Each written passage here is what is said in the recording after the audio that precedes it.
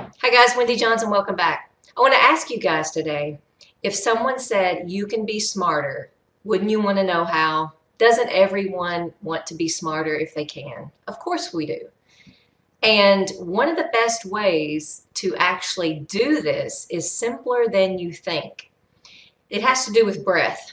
Now, what does that have to do with being smarter? Well, most Westerners breathe through the chest. It's from here up. We don't even notice it. We need to take deeper belly breaths and get more oxygen into our body, into our bloodstream, and so our brain can have more oxygen. But that's not all. When we shallow breathe, or even worse, mouth breathe, we engage adrenaline and cortisol. Now, these are really only to be used in high stress situations. Now, early in humans' evolution, they were engaged in life and death situations. We had to get away from whatever was chasing us, whatever threat. It was literally life and death. But today, in modern lifestyle, we interpret that same threat with just everyday stress. Can't get somewhere in time, don't have enough money to pay this, how am I going to do this, this relationship is not working. It could go on and on and on. It's just part of being human. We will have that same chemical reaction in our body. And what happens is not only does cortisol and adrenaline get released, but our prefrontal cortex right here in the front of our brain, it will get shut down, and only the amygdala back here, the reptilian part of our brain, the ancient part of our brain will be engaged.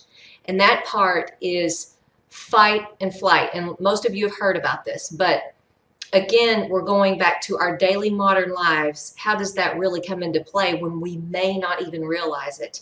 Well, number one, shallow breathing. And when we get stressed out, we breathe even more shallow. We may even open our mouths and start taking in air. That is definitely in threat mode. So from a chemical standpoint, in your brain and in your body, you are saying, hey, we have a life and death situation and we need to get you out of this. So we're going to shut down this PFC, the prefrontal cortex, and only operate from the reptilian part because that's going to get you out of the situation.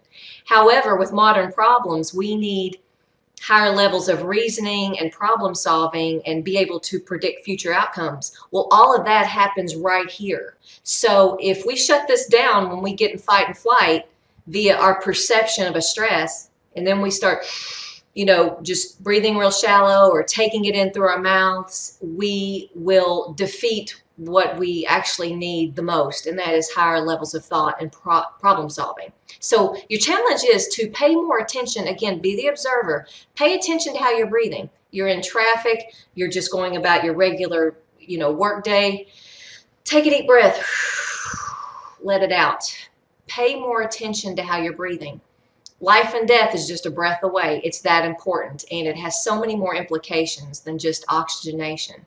Also, it relaxes our blood vessels because we're taking in more nitric oxide. When we take in air through our nostrils, it runs over the sinuses and dilates the blood vessels. So many benefits. Pay attention to how you breathe. It'll relax your body more, and you'll be able to think more clearly and have more problem-solving skills, and that's what we all need. So that's your challenge. Thank you guys once again for tuning in, and talk to you soon. Bye-bye.